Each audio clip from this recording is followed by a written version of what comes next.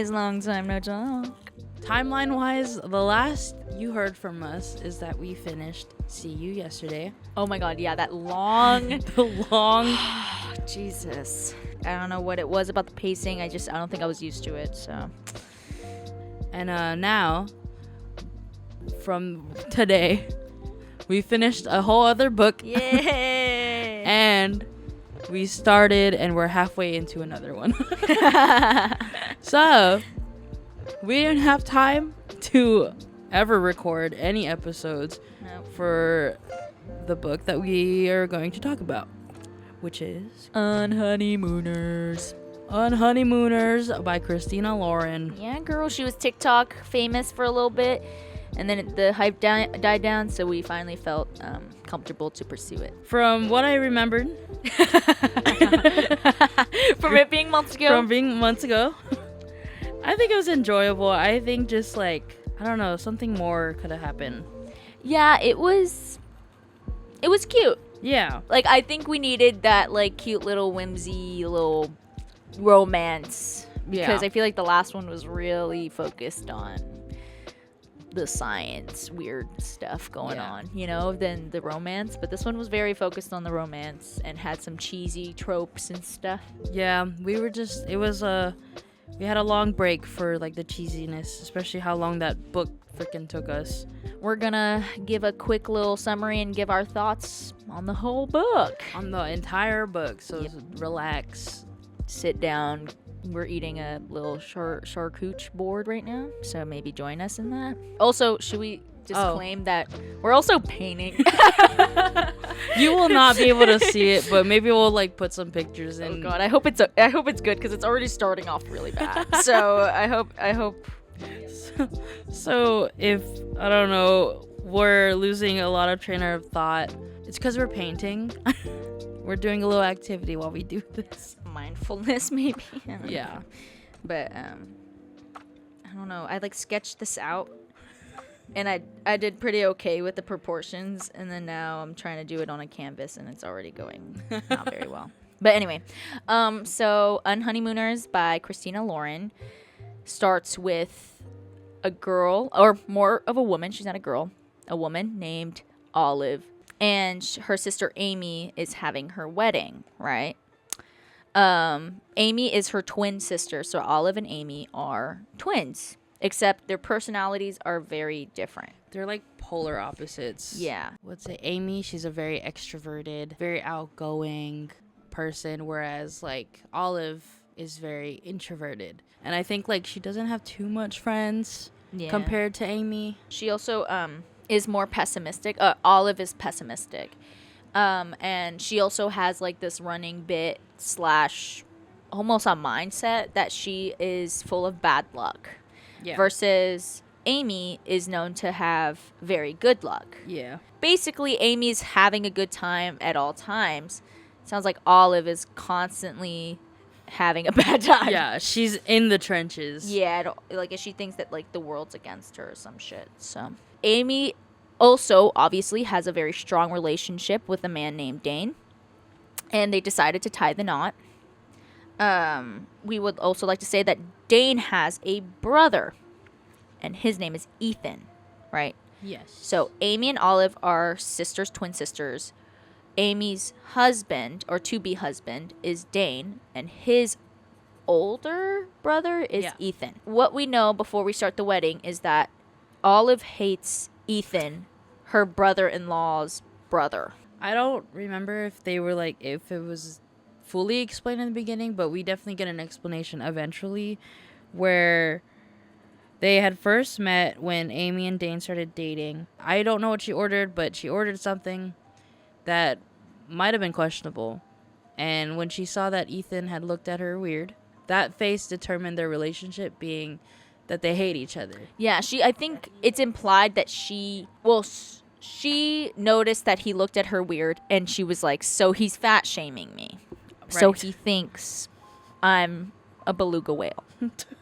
And I hate him because, like, fuck a man that's looking at me like I'm fat. But for this wedding, they have to be the bridesmaid, or the maid of honor, and the best man. Yeah. So that means that they're going to be in a lot of contact with one another. To be very cordial with each other. Or at least try to be. Already, they're starting off the wedding, like, bickering. And then also, we get a little snippet from Amy, like, oh yeah, Ethan, don't worry. I made you and Olive, like, a separate, like, menu or something. Like, I set some food aside for you because Olive can't have shellfish. Ethan just doesn't like buffets because he thinks that it's unsanitary. Yeah. Which, you know, Olive is like, ugh, freaking snob, you know? Yeah, so Olive and Ethan are the only ones that don't eat from the buffet. So the wedding happens, they kiss, Dane and Amy are married, hooray. And they have the reception. It's all fine and dandy, except somebody throws up, right? Like, yeah. And obviously everyone's like, whoa, that's gross. Like, I hope they're okay. Until later on, it's like it becomes a huge domino effect. Yeah. Like, all the guests, including Amy and Dane. Eventually, this whole reception becomes a whole throwing up fest. Yeah. Which is so freaking nasty. It's nasty. And I feel so bad. Like, she spent... Well, actually, she didn't spend any money. She didn't spend any money. But still. Everyone in the wedding is throwing up except for, you guessed it, yep, Olive and Ethan. Because they didn't eat the buffet. This free buffet that I guess was sus from the beginning, but Amy took it anyway because free is free. And Ethan and Olive are kind of tending to, like, almost everyone. Pretty much everyone. Or at least of the people that's staying at the hotel. And while, you know, everyone's doing their business, Amy is, like, stressing out because she's, like, she has a whole honeymoon that she won. She won a full paid visit to Maui, Hawaii with her husband for her honeymoon, and it's like the next day. She doesn't want her winnings to go to waste, you know, and it would be too bad. And from, I guess, like, her experience, like, with, like, as his sister, she's like, I think you deserve this. Like, you should take a trip out. Oh yeah, she just, like, she lost a job and then got... Oh, yeah, she just lost a job, and so she's been applying to other jobs. But, yeah, basically, Amy was like, hey, girl, you're going through a rough time. Like, I know you're still waiting on to hear back from your dream job, so you should just take it almost as, like, just take this my lose as your win this time, you know? And obviously she's hesitant because then it's like it's for tickets for two. She doesn't know who she can take it with. It's so last minute. I believe they suggest Ethan. She doesn't like the idea, obviously. I guess it took some convincing. It took being like, you don't technically even have to hang out with him. And I guess that was enough, and they're off to Maui. When they're in the airport, she gets a call. And she gets a call that she got the job that she applied for. Yay. She believes that everything's going better for her now. Yeah. Because now it's like, oh, she gets to take this free trip to Maui. Mm-hmm. And now she got, like, kind of her dream job, but at least a job that she's been looking into. So she's been looking positive in this right now. For once in her life. I know. She's like, finally my luck is up. Except for the fact that she has to go on a vacation with Ethan, but yeah, she's fine with that as long as they just don't need to speak to one another. Mm-hmm. She's sitting next to him, and she's like, ew, like, hate this guy, fuck this guy, right? Mm-hmm. But then she notices that Ethan is, like, kind of panicked. And she even was like, you travel so much with Dane. How do you deal with this? And he's like, well, first of all, like, Dane really likes traveling, and I just, like, tag along. But two, it's like, I like the whole trip part, not really the flying part. So then I think in this moment, she kind of, like, locks in, and she's like, oh, shit, like, he's actually freaked out. They have that little moment, and then they land in Maui. And they go to their hotel, and then when she gets to, like, the front desk, and she's like, hi, I am. And she has to pretend she's Amy, and Ethan has to pretend that he's Dane. I think they take their IDs or something, right? So that, yeah, because Olive obviously looks like Amy, and then Ethan and Dane are pretty close in age, so they look alike. Yeah. But they then realize, like, because it's, like, a full paid visit for, like, a married couple, they have to, like, at least outwardly look like they're married. They realize that, like, when they check into their hotel, like, there's only one bed. After they settled in their hotel room, like, deciding, like, what dresser gets what or who stays in the bed and whatever, now they're kind of just in the idea of, like, okay, let's keep our distance from one another. Yeah, like, we did the whole fake dating thing for a little bit just to, like, get the room. Like, now we can separate and never speak again. Exactly. So they go their separate ways. Olive decides to take advantage of some of the amenities, like a quick little massage or like just to relax, like in a spa or pool or something. And once she is about to return back to her hotel, it's when she bumps into her boss. Her new boss. You know how she just got the phone call saying she got the job? She knows what the boss looks like because she loves the company, and also she interviewed one time. Yeah. So now she's like, what the heck is my now boss doing here? Yeah. And he recognized her immediately too. And they get into conversation, basically finding out like, oh yeah, I'm here on vacation with my husband. Yeah, so she immediately goes with the lie because she's like, I don't know what to say, because if he overhears like one of the workers mentioned how she's on her honeymoon, then he's gonna be weirded out why she said she was here alone, so she was just like, I'm just gonna stick with the lie. So she says like, yeah, I'm here with my husband, I just got married. He just so happens to be there, but he's just about to leave like the next day or something like that. And so, he's super surprised, and like, she got the job, so he's invites her to dinner to like meet his wife, and like so they can meet her husband. And it's just like super awkward because she's like, fuck, I'm lying to my boss right now. Yeah. And he's like excited for her because he's like, oh my gosh, you just got our job, and like you just got married, that's beautiful, and you're here with your husband, we should totally get dinner. Oh, and then once they find out that they know someone that could possibly out them for not being a real couple, they decide to like try and like feed into it more and like make up a whole story. Let's just say when they go to dinner, they killed it. Ethan killed it. Yeah, almost too well. Like, he's so charismatic. Like, the boss's wife loves him, literally trying to invite them to their like workers spouse book club or something. And like, he's just like, oh hell yeah, like he's just so charismatic to the point that like now she knows when she goes to work they're gonna be asking about him, and every time they ask about him she's gonna have to lie. So the room situation, she does get the room first, but because of the Mr. Hamilton, which is his name, the boss, she asks Ethan to do this favor and keep being like a fake couple for the night again. She trades that for the room for him. So then they end up switching. Anyways, after the dinner, and as they're about to head up into their hotel room, they're like in the lobby or something, they bump into this woman. Someone that Ethan seems to know very well. Yeah.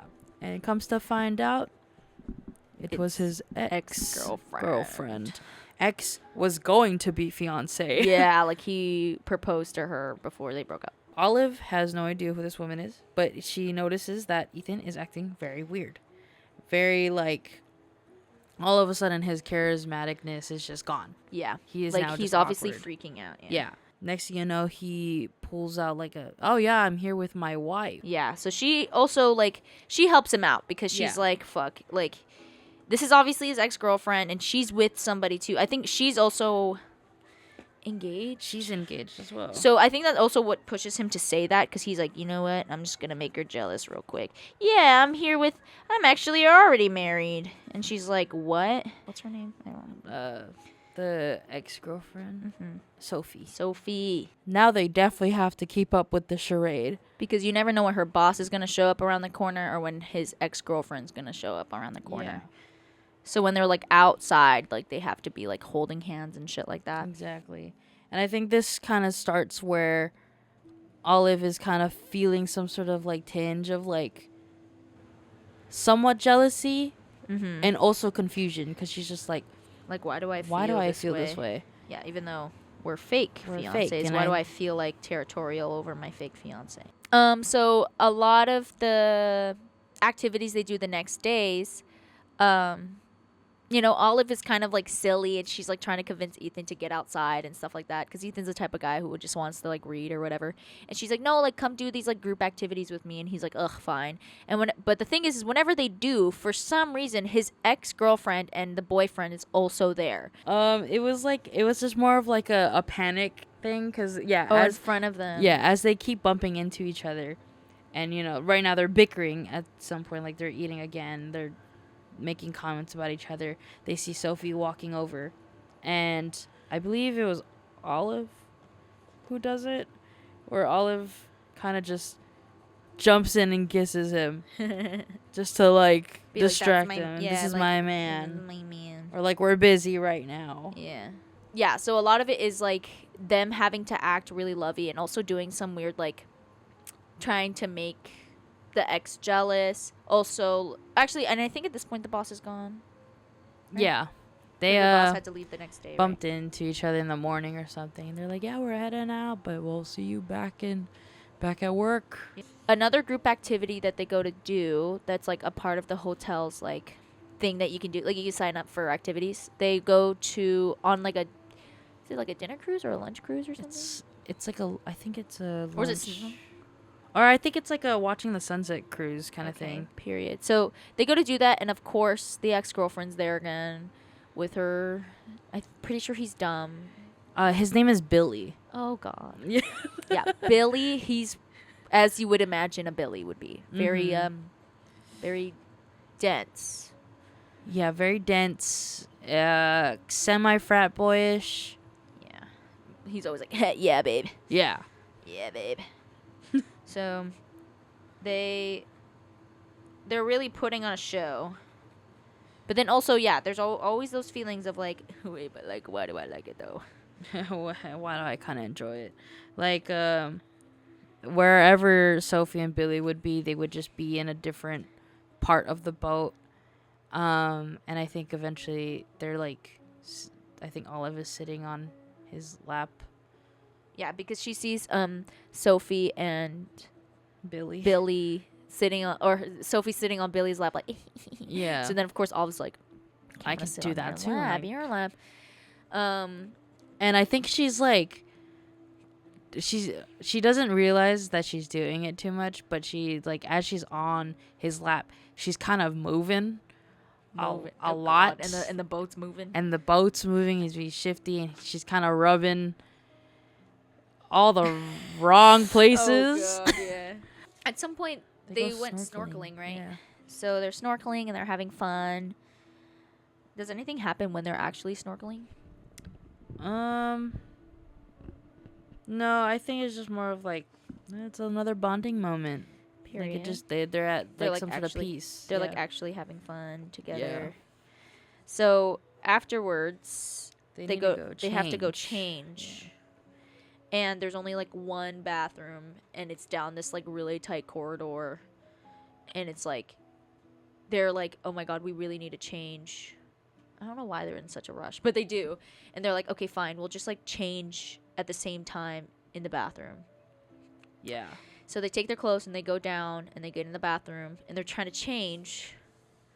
But somehow, because it was like one of them, it's like they're in this really small closet, like a broom closet size, basically, for some reason. And one of them's facing the door, one of them's facing like the back of the room. And one way or another, while they're both mid-change, so they're naked. Yeah, because they have like wetsuits on, right? So they have to take it off, so they're like basically naked.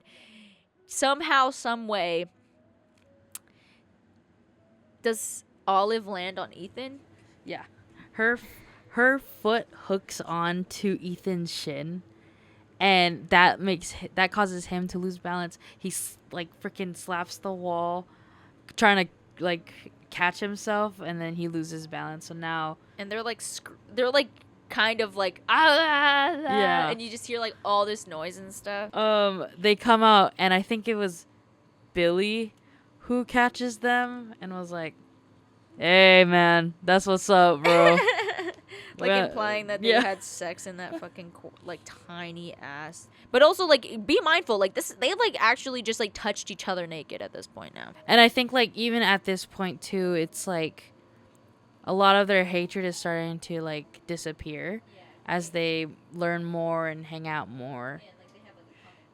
Yeah, because then right now it's like they kind of, even though this was super awkward, it was just like a fun teasing and like super like how the fuck did that happen? Like what the fuck? We can laugh it off now. I think I think they were just going down the list of like activities, and Ethan lands on the paintball, Okay. and they were just like, let's just try it. It can help bring out some of that anger that you have. And they're just like now teasing each other again. Yeah. So they go play some paintball, and there was like this man there, like there's this guy who like obviously took it so seriously, right? That's right. I think that they also was like, if we go to paintball, we can be against each other so that we could shoot paintballs at each other, and because I hate you so much. And yeah, as they're waiting or like hearing out like the rules and all that, they notice that there's a guy who's like kind of geared up. He has like his own personalized like logo on him. He's just standing like he's like a soldier, and in a way he's like repeating like what the rules are, because he's he's been through this, like He has his own like vest or something. yeah, and he just looks super intense for a game of paintball that like all these little vacation people Yeah, and like are there's here like for. a teenage like birthday party. Yeah, there's like- literally kids here, so Yeah, literally. But then this guy's like, "Come on, team. come This is on, the play." we can't let them catch us off guard. And like, I don't know, talks in like military code Lingo and shit, yeah. stuff. Yeah, so they end up finding out that they're gonna be on the same team, which they're disappointed, but they're like, you know what, it's for the fun of the game. Yeah. But they have each other's backs, and they left defeated, but they did have a fun time because they did a whole bonding experience together. Yeah, she also saw like this goofy side of Ethan where she was like, "Wait, why is that kind of fine though?" She's starting to realize, like, I'm enjoying these conversations with him. I really like the way he looks for some reason. Yeah, like the next activity they go to do is a couples massage because they just finished doing paintball stuff and their muscles are like really sore. And they agreed to it because, most people when they think, at least when I thought of a couples massage, it's two of the people getting massaged at the same time. You can like hold the couple's hand, you can hold your partner's hand when you're getting massaged by like two different masseuses, right? But when they get in, and they already signed up, they realize there's only one masseuse, and she lets them know, hey, first I'm gonna like you guys are gonna massage each other, basically. But now they're sitting really awkwardly because now it's just like, well, they can't run away. Yeah, because So- they can't be like, oh, I don't want to touch my partner. And they just don't want to, be suspicious. Yeah. So Diane, I believe is her name, Okay, Miss their Diane. masseuse instructor, asks who's gonna go first, and eventually Ethan suggests that he will learn first to massage Olive. She's getting a little self-conscious now because, again, throughout this entire like book, she's very like unconfident in herself a lot. She doesn't think she's the prettiest. She doesn't think she's the fittest. So she just makes a little comment of like, okay, well, don't make fun of my body. Yeah, literally. We're like, girl, Girl. no one was gonna say Yeah, anything. literally. I bet you look great. Shut up. Shut the hell up. What is it? Well, I'll just read it because I was like, he goes, I'd really rather do the he mimes squeezing like he's going to honk my boobs. I don't think there will be any of that. No, I just mean, he growls, wiping a hand down his face. Just get on the table. I'll turn around so you can slip in. Naked or whatever. Or whatever you want. Or whatever you want. I'm cool with it. It's dim in here, but I can tell he's blushing. Are you? Oh my god, Ethan, are you worried about getting a boner on the table? He lifts his chin, swallowing. It's a good 5 seconds before he answers. Actually, yeah. You would be correct. And she goes, oh, okay, I'll get in the sheets. Just don't make fun of my body. He goes totally silent, totally still, before whispering an impassioned, I would never do that. I mean, sure, she says, except when you have. And then I think she like kind of leaves it at that and just goes on the table. And I bet like Ethan's like, what? Wait, what? The fuck is Like she talking since about? when? now Ethan is now learning how to massage Olive.